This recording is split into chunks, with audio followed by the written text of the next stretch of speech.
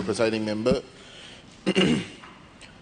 We are debating the mid-year fiscal position of the country through the report that came out with regards to 2001.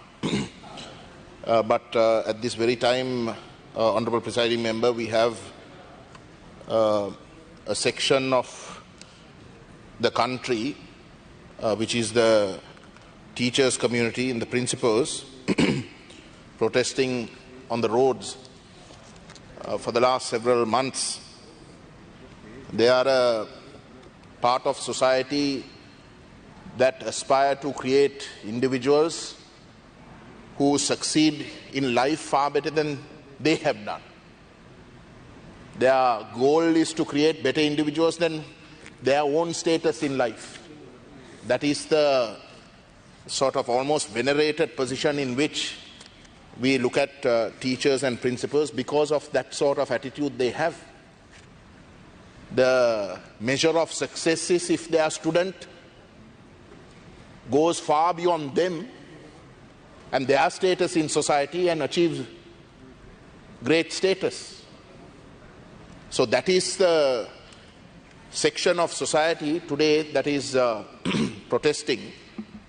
And they've been protesting because of a disastrous decision taken 24 years ago because of the B.C. Pereira Commission that chose to keep the teachers out. It is a fault that every consecutive government has accepted. Even this government, as soon as it came to power, credit to them, appointed the Subodhini Commission. They allowed that commission to have a fairly comprehensive study. Eventually, when the Subodhini Commission came out with the report, the teachers' union accepted that report, but the government has not implemented it. The unions have been asking for that report that this government itself called for to be implemented, and if that is done, they will give up the protest. Government has said that for various reasons, because of COVID, the economic situation, that they are unable to implement that report. The unions have come down even further. They have come down further, and as an interim measure, recognizing the economic situation of the country, as an interim measure, they are prepared to consider the 2018, when the previous government was in power. There was a ministerial committee report that came out and made various suggestions in 2018. As an interim measure, the unions are prepared to accept that instead of the full implementation of the Subodhini Commission. And yet, the government is not prepared to commit to that. Instead, what the government is saying is that the 2018 suggestions, they will implement in 4 stages. They will divide it into 4 sections and implement it over 4 stages in 4 years.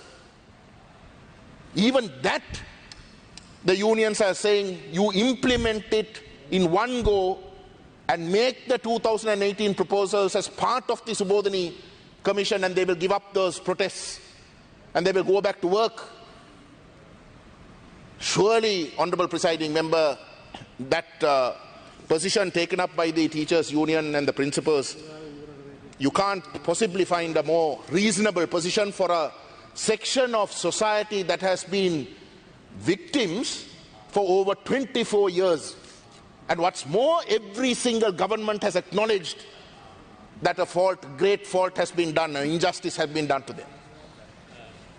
You are not prepared to look into the interest of a section of society that is so fundamental to the country's well-being, in creating individuals who can keep this country competitive in the global context. It's only if the teachers and the principals and our education sector is looked after that we also can expect our children to be competitive. But they are treated like outcasts today for 24 years. There was a commitment in 2012, Honourable Presiding Member, where 3,000 million rupees were allocated, and the unions at that time in 2012 were told that their position will be settled. You ask the teachers union what happened to the 3,000 million rupees and they will say they don't know. How pathetic a situation these people are kept in. This must stop.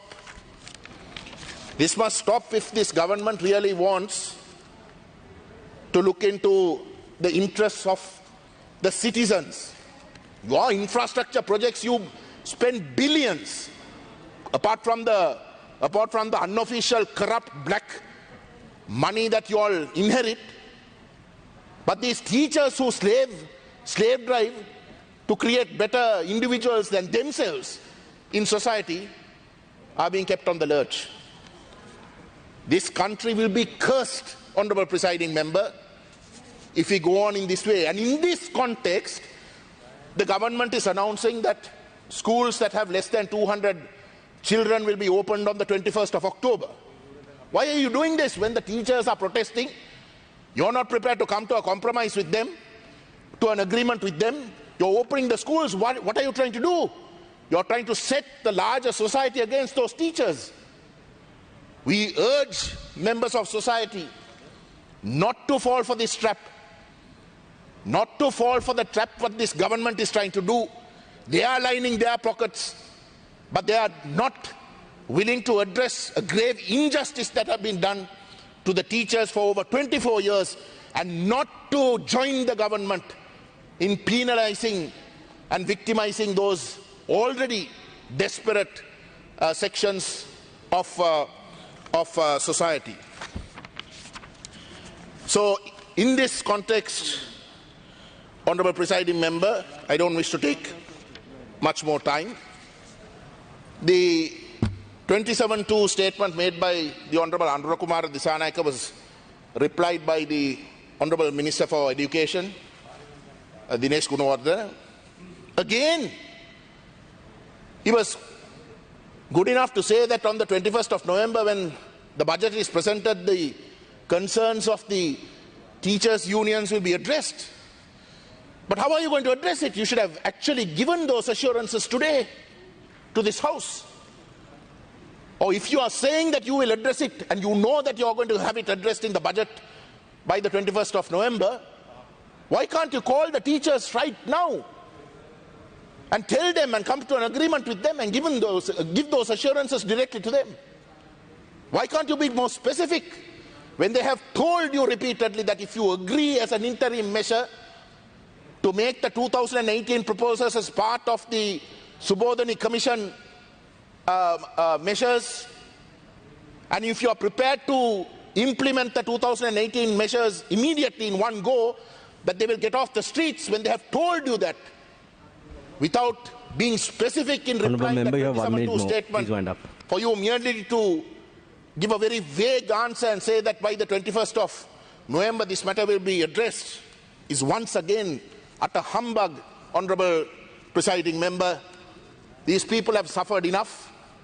Because of their suffering, our children are suffering even worse. This must stop. Thank you, sir.